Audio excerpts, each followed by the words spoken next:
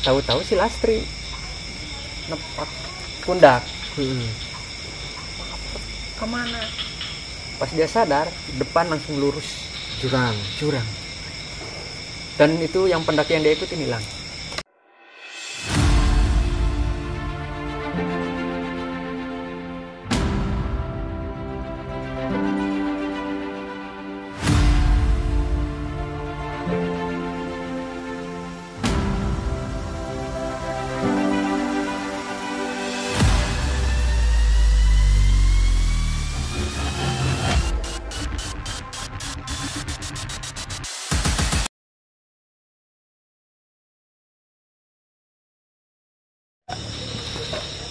Assalamualaikum warahmatullahi wabarakatuh. Salam lestari. Kembali lagi bersama saya Gojil dan masih bersama teman ngopi bareng saya Mas Kobra. Gimana? Halo. Sehat Mas Kobra? Alhamdulillah, Aija.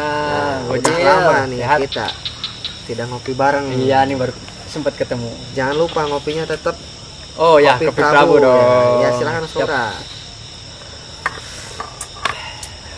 Enak banget ya. Nah, setelah agak lama ya kita tidak ketemu ya. Kemarin karena Mas Kobra juga ada acara, betul, ada tugas. Nah, di sela-sela itu saya membaca dan melihat-lihat komen channel Mata Pala. Di situ ada komentar salah satu teman kita yang isinya itu beliau ingin diceritakan tentang pendakian mistis lagi. Nah, mistis. Gimana nih Mas Kobra tanggapannya? Bersedia untuk menceritakan mistis, pengalaman mistis saat pendakian, atau mau menceritakan pendakian di gunung lain? Tanggapannya gimana Mas Kobra? Boleh sih sebenarnya, boleh, gak apa bahas mistis, oke. Ditambah lagi yang kemarin ya kita sempat bahas tentang di Gunung Semeru ya, kemarin itu Gunung lebih Semeru. ke apa ya, teknis di lapangannya, lebih ke proses keseruannya secara umum lah secara ya. umum ya pendakian. Jadi mistisnya yang saya alami, yang real, yang nyata, karena saya tiap menceritakan apapun itu nggak ada rekayasa itu, jadi yang sesuai aja lah gitu. Jadi nggak berlebihan ataupun nggak kurang, itu seadanya. Boleh juga dibahas karena yang kemarin ya teknisnya oke. Sekarang kalau mau di itu, cuman sebelumnya ya mohon maaf. Jadi adapun di sini kalau saya menceritakan hal yang mistis itu bukan berniat untuk wah saya ini lebih itu di dunia yang lain gitu, terus apalagi menakut-nakutin untuk wah di gunung ini mistisnya gini, takut ini bukan. Jadi itu hanya sekedar bercerita aja kita lah, kita bicara pengalaman supaya kita kembali tetap hati-hati. Nah, berarti Mas Kobra sudah oke nih. Boleh lah, boleh. Pada video kali ini menceritakan tentang mistis. Ya. Di Gunung Semeru yang kemarin Semeru sempat dibahas di video pendakian. Nah, Gunung Semeru berarti yang pendakian kemarin atau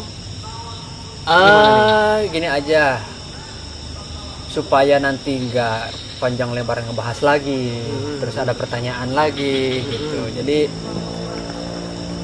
kita ambil yang keseluruhan pendakian yang di Semeru aja. Oh, berarti Mas Kobra itu enggak sekali. Oh iya, ya alhamdulillah, bukannya sombong, Gojil, bukan apa, cuman ini untuk nanti ceritaannya keseluruhan kan ceritakannya. Jadi sempat alhamdulillah 5 kali ke Semeru. Jadi sekarang ceritanya itu yang keseluruhan itu yang 5 kali itu saya akan kemas sekarang keseluruhannya. Siap, mantap. Berarti udah fix. Beliau Mas Kobra udah oke mau menceritakan mistis. Silahkan ceritakan. Semeru yang awalnya memang apa ya, ini yang akan diceritakan yang menurut saya yang di luar nalarnya yang berlebihan. Maksud berlebihan itu yang udah menurut saya itu bukan wajar gitu, di luar logika. Ya, di luar logika saya gitu sebagai orang yang biasa. Saya kan orangnya rasional gitu orangnya. Kalau di mata indigo kan oke itu lumrah, tapi bagi saya itu wah kejadian aneh dong gitu. Awalnya ya waktu pendakian yang Semeru awal tuh yang kemarin diceritakan tahun 2013. Yang 2013 itu kemarin juga sempat ya saya membahas sedikit, ada yang minta tolong segala macam. Tapi sebenarnya ada yang lebih apa ya, yang lebih itu lagi lah, yang lebih mencekam lagi bagi saya itu. Jadi pas waktu itu saya pernah cerita yang di Arcopodo itu waktu di Batas sama Pelang yang masih waktu jalur lama tuh yang kali charter lewat ke belakangnya ke atas Arcopodo sebelum longsoran. Di foto itu saya lihat orang yang kayak lagi nengok di balik pohon. Saya cukup membahas sampai situ kemarin, cuman sekarang saya menambahi, mohon maaf, jadi waktu itu ternyata berkelanjutan. Nah jadi saya kan pernah bercerita bahwa saya juga sempat muntah tuh di sebelum kelik itu ya, di atas Arcopodo sebelum kelik. Nah setelah melihat itu jadi pas kayak ada yang nengok ke belakang itu, tapi bukan kayak pendaki, rambutnya lain lah, mukanya juga lain.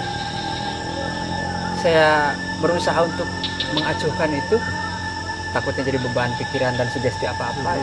Saya mulai berjalan lagi. Saya berjalan, dia dari balik pohon itu ada ikut berjalan.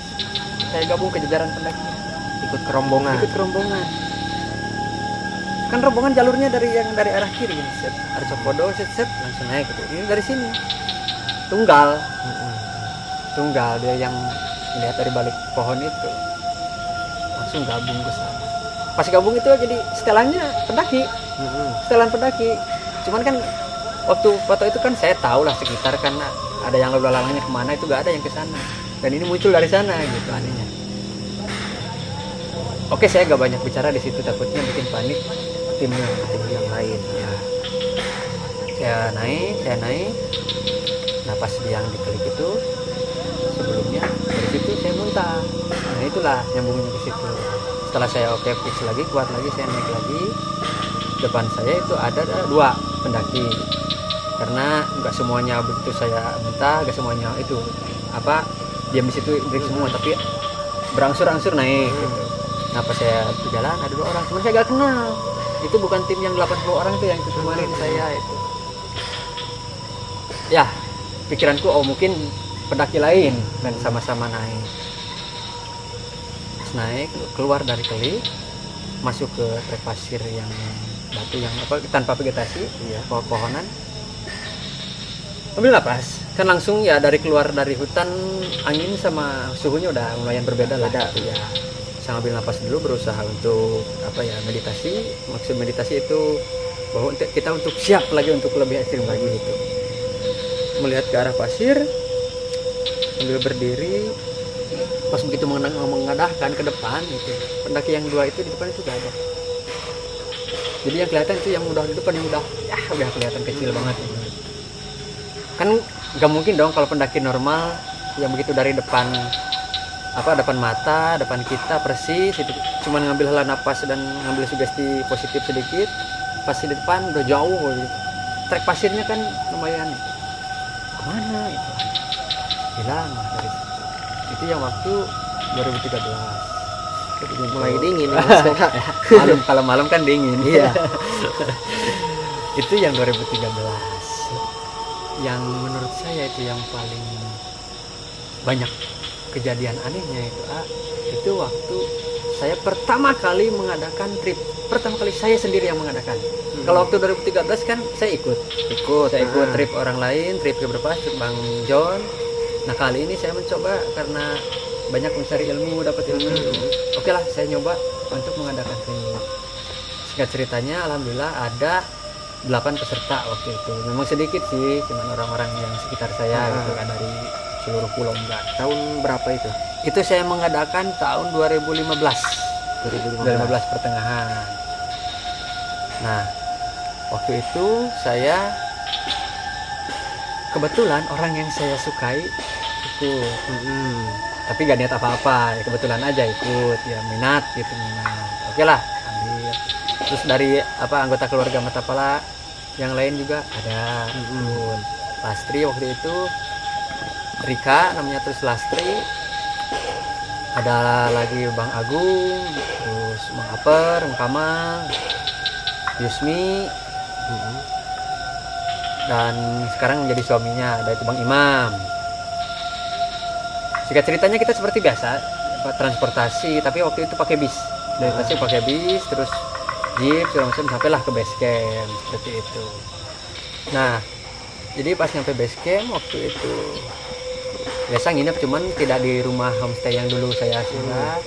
Jadi di halaman resort di pinggirnya kita mendirikan tenda dulu. Di situ nginepnya di situ. Pas pagi-paginya saya mencari yang peserta yang perempuan. Kemana? Gak ada tuh, lagi ke WC kata teman yang lain. Pas datang, dengan klimisnya gak ada ganti baju mandi. Tapi it's okay nya, takutnya gimana gitu kan, suhu itu kita belum menyesuaikan gitu. Oke lah, gak jadi pikiran apa-apa, lanjut. Nah seperti biasa normal. Jam berapa itu? Itu pagi jam 9-an lah. Berarti mulai mendaki. Mulai mendaki itu keesokan harinya. Seperti biasa normal, camp dulu di Rakum. Itu waktu sebelum pandemi kan masih bebas 4 hari 3 malam. Di Rakum alhamdulillah lancar, perjalanan lancar. Nah pas di Kalimati jadi pas di Kalimati malamnya mau summit, itu kan summit jam 1-nya. Nah jam 9 udah mulai istirahat kan. Pas bagian masak makan sebelum tidur, ya orang yang sukai tersebut gitu, kok nggak keluar tenda. Di saat orang lain berkumpul itu keluar, saya cek ke dalam, udah kaku udah kayak mayat aja, serius, udah kayak mayat aja. Jadi hipo ya, terkena hipo betul sekali. Ininya udah kepalan, tangannya udah tidak bisa dibuka, giginya udah rapat, dan untungnya jadi si lidah itu tidak menjulur saat itu. Nggak gigit lidah. Kalau menjulur udah habis dah. Rapet, udah keadaan begini. Saya udah berusaha untuk memberi pertolongan pertama lah untuk bisa menghangatkan dia kembali. SB saya udah pas banget. Udah mau ke jurus terakhir tuh. Udah mau saya tampar. Serius. Itu maksud saya itu buat ada kontak fisik biar salur aliran darahnya lancar kembali dan hangat. Pas mau saya gampar itu Kamal dari belakang, tangan saya ditahan. Lur, katanya lu mau tega digamparin sosok wanita. Ini kan beda, gue bilang, ini kan beda kondisinya gitu. Carilah ada cara yang lain itu, nggak seperti ini, cari ada cara lain, pasti ada cara lain. Semua panik. Udah panik, cuman di panikan itu mereka udah bingung mau melakukan apa gitu. Cuman waktu itu belum heboh sehingga tenda lain repot menolong, belum gitu. Kita berusaha untuk kita tangani dulu, bismillah, tim ini dulu gitu. Dan kalau nggak salah Bang Imam Bang Fajrin waktu itu dia namanya mungkin belum saatnya jalan tiba juga. Bang itu Imam atau Bang Fajrin kalau nggak salah, jadi ngasih jahe yang asli mentah sama Kamal ditumbuk, diseduh, buka gigi itu susah banget. Tadinya kan saya mau bawa belati kecil, saya mau dicukil sama itu. Kembali lagi ke Lur, ya saking pikiran itu ya Pak yang ada itu, jangan pakai pisau lah, pikirnya yang jernih lah katanya. Kan ada sendok katanya. Ya maklum panik lah. Pikirannya ke orang tua tanggung jawab gimana, takutnya kalau terjadi apa-apa tim SAR ngerepotin tim SAR, terus pendaki lain nanti gunungnya ditutup kalau kejadian. Pokoknya udah kemana-mana waktu itu. Pakai sendok agak kebuka dikit, masukin. Jadi memang nggak masuk semua, agak lumer-lumer ke sini, cuman yang penting lah ada yang masuk, ada yang masuk untuk penghangat ya, untuk penghangat. Nah dari cerita itu kenapa saya sendiri bisa sebut mistis kan bukan artinya hantu aja ya, cuman yang di luar nalar itu. Jadi saat itu memang udah kritis ya, sekarang alhamdulillah menjadi istri saya gitu. Alhamdulillah itu udah kritis, maksud kritis udah hipo yang tingkatannya udah berat itu, soalnya udah kaku banget, udah nggak bisa dibangunkan, udah gampang banget. Habis dikasih makan sedikit-sedikit masuk dan air itu saya udah nyerah. Maksud nyerah itu bukan nggak mau berusaha membangunkan, tapi cukup udah hangat, ininya saya pegang udah hangat tapi belum ada pergerakan, lagi nunggu saya ketiduran. semua tim ketiduran sambil di kumpul ya di di riung kalau gitu ya namanya bahasa Indonesia tuh. Yang ngumpul. Ya, bingung ya. Ngumpul gitu dikumpul biar hangat gitu. Ketiduran semuanya. Paginya dini hari kurang lebih jam 2-an. Saya dibangunin oleh dia. Bangun, ayo Samit. Semangat Samit. Kan kaget. Kagetnya aneh, seneng, bahagia, gimana bisa normal lagi. Lah semalam mau mati, yang tadinya udah kaku, abis ini juga beda lah, udah keras banget, dibuka juga udah gigi gitu. Langsung paginya bangun katanya ayo semangat. Alhamdulillah ya melongo. Wah buset. Dan sekarang alhamdulillah udah itu istri saya itu. Jadi untuk cerita keasliannya bisa tanyakan pada istri saya seperti itu. Di situ menurut saya di luar nalar gitu.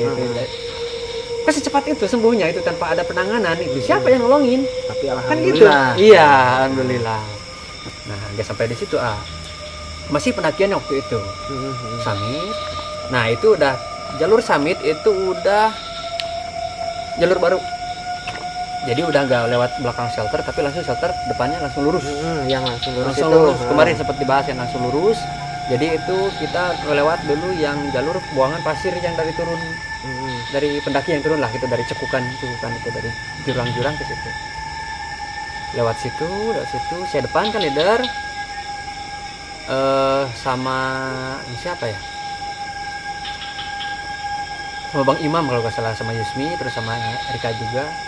Pas lewat depan shelter sedikit itu udah mulai kiri kanan udah ada dupa, wangi sekali, khas dupa itu wangi sekali. Teman-teman pasti tahu ya wangi khasnya seperti itu. Kiri kanan ya mungkin itu dari shepherd atau dari porter tempat yang menghargai budayanya dan dia melaksanakan protokol budaya gitu. Lewat kita abaikan itu, ya mungkin positif aja, yaitu mungkin pendorong kita buat biar selamat gitu. Lewat pas saya di depan, Lastri berteriak di belakang, "Bang, turun." Kenapa? Pas saya turun, siapa udah gini ke pohon yang di sebelum klik masih di sekitaran itu batas vegetasi, nyender gitu. Kenapa? Kunaon ya?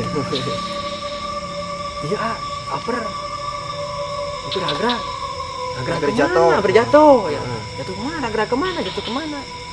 Itu jurang blank kan, kiri yang sebelah kiri kan jurang blank. Oh itu yang blank. Yang diceritakan Beng 75. Di situ saya gak banyak cerita kronologisnya karena kalau banyak bercerita di situ diam, dingin, kita juga keserang kan dini hari.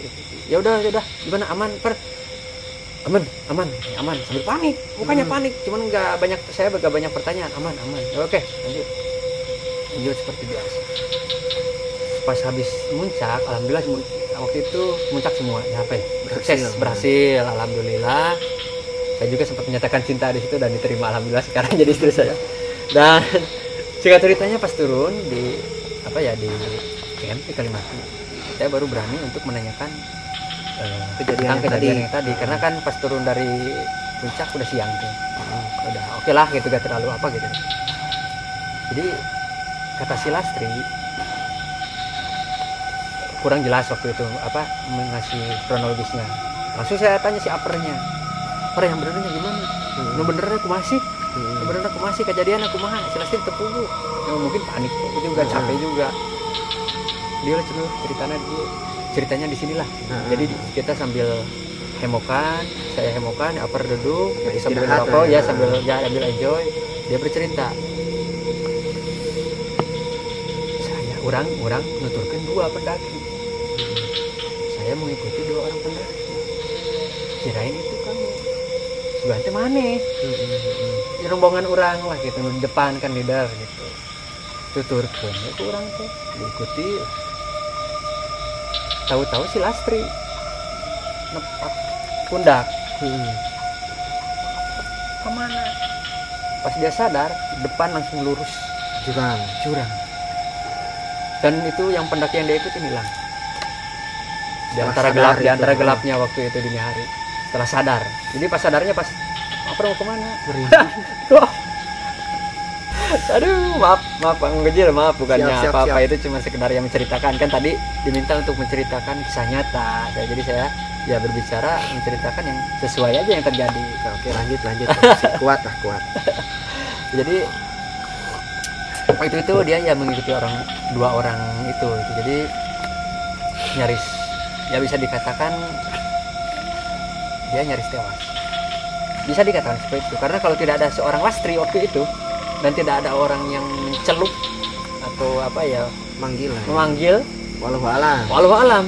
Mungkin saat ini saya juga sering berkunjung ke makamnya, mungkin pasti udah gak ada ya, mungkin bukan saatnya ajal juga gitu. Dan saya setelah beberapa bulan itu turun dari sana menanyakan dan banyak juga mendengar yang hilang itu ternyata yang jahilnya itu pendaki itu yang dua itu apa yang penunggu di situlah yang dua itu di situ. Itu yang tempat biasanya Bang Aper itu ya yang di situ yang di sebelum klik ya, atau di klik itu bisa di atas arah Cepodo lah. Jadi kebanyakan yang hilang terus yang tersesat atau malah yang celaka rata-rata katanya selalu aja digoda sama yang dua itu yang walau alam. Saya juga tidak tahu itu siapa, yang jelas setiap cerita yang terjadi yang selamat atau yang itu katanya ya mungkin yang siapa juga yang itu. Berarti semuanya sama persis lah kejadiannya seperti itu. Dan mungkin yang di apa ya yang digoda dalam tanda kutip itu yang mungkin yang sedang capek, pikirannya kosong seperti itu. Dan kalau kitanya fokus mah gitu kan, kalau kitanya sugestinya baik, saya sendiri kan selamat alhamdulillah. Dan memang ini bukti real lagi nih, bukti real yang cerita orang sama cerita saya. Saya sendiri tahun 2016 ini cerita nyata, namanya itu Gita Ayu sama Supyadi kalau nggak salah. Itu dua orang hilang tahun 2016. Saya di situ. Saya berani bersaksi ada 3 orang, saya, Bekok sama Yuni Siska. Saya di lokasi tertanam 4 hari karena sedang pencarian. Itu hilang. Jadi pas saya sampai ke Ranu Kumbolo, tim SAR datang sama Shepherd Semeru, salam hormat. Mas, katanya mohon maaf gak bisa muncak, dihimbau untuk turun. Aduh, kenapa Kang? Kan kaget, jauh-jauh dari Tasik, biaya udah besar keluar, gak bisa muncak, kenapa? Ada yang hilang 2 orang. Waduh, mampus itu bukan apa ya, bukan gitu, cuman mampus buat nasib gua gitu kan, gak bisa selesai ya gitu. Aduh, Kang gimana? Saya negosiasi di situ Kang gimana kalau saya kan ini tiket kereta masih 5 hari ke depan nih. Kalaupun saya turun, saya pelangap-pelongo dong di kota. Jahat biaya lah istilahnya gitu. Gimana kalau gini Kang? Mohon izin saya mau stay di Ranu Kumbolo selama ya waktu yang ditentukan di tiket. Mohon izin aja, saya nggak akan mengganggu pencarian, nggak akan mengganggu proses SAR dan rescue dan pencarian.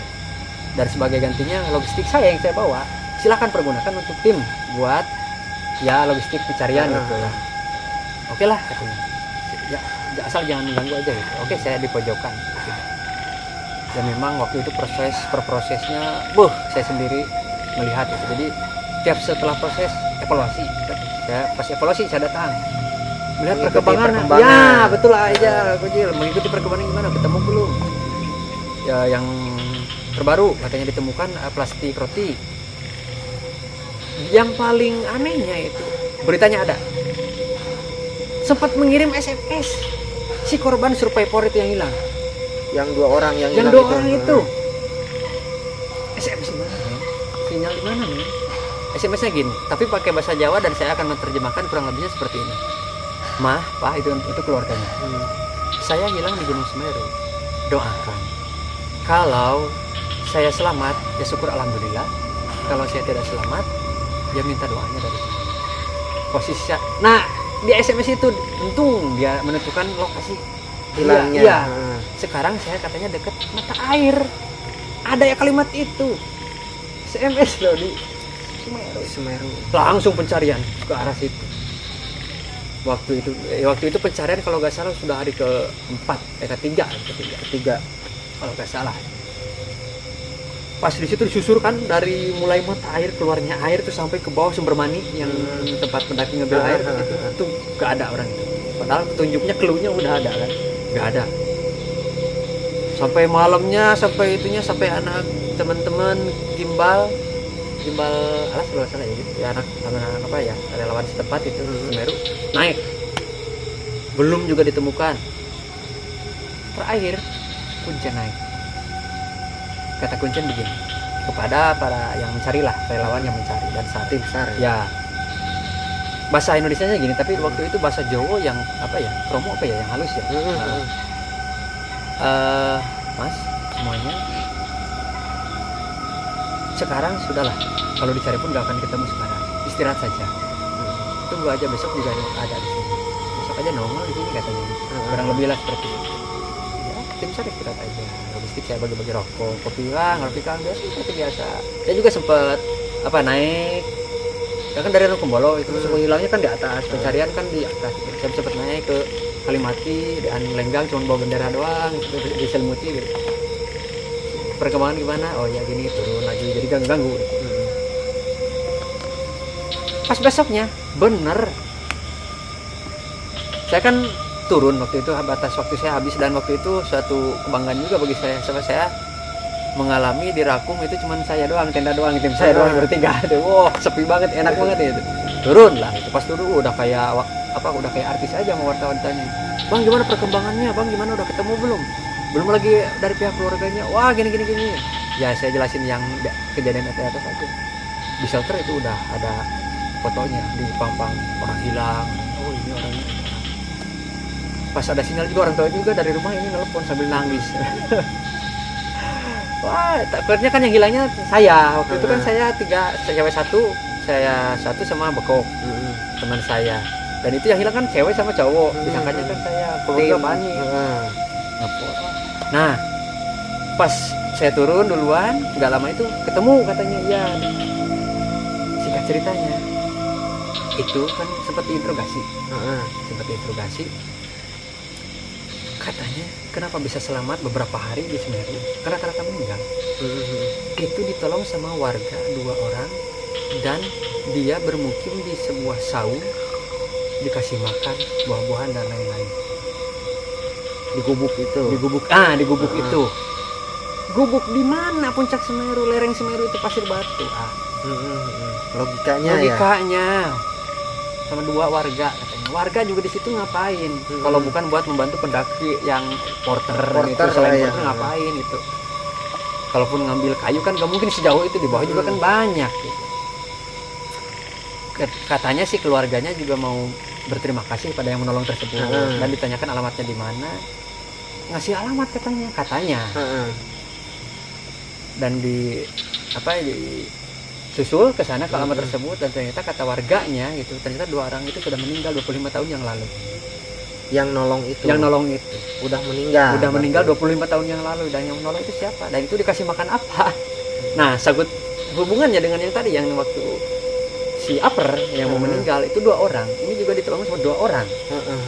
Itu 2 orang itu 2 sosok. Dan yang menyesatkan banyaknya. Nah, itu yang terjadi di sekitar lereng gitu. Untuk yang bukan terakhir kali, yang pamungkas saya akan jelaskan, yang menurut saya di luar nalarnya ini begini. Waktu itu pas pendakiannya sama si Upper, bukan yang pencarian yang hilang berdua itu, turun di Nukumbolo, nginep lagi. Nah, pas turun nih, hari terakhir di Semeru saya itu turun.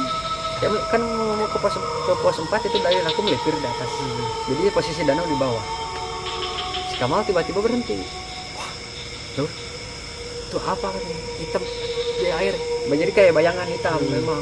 Itu oleh semua kelihatan. Itu siang bolong, aku juga siang bolong. Jadi bayangan di airnya itu udah seperti kayak bayangan awan. Bayangan awan. Cuman pas di atas biru semua, kagak ada awan. Enggak ada. Itu bayangan apa? Keliling itu terus. Saya melihat kayak orang itu ngapain.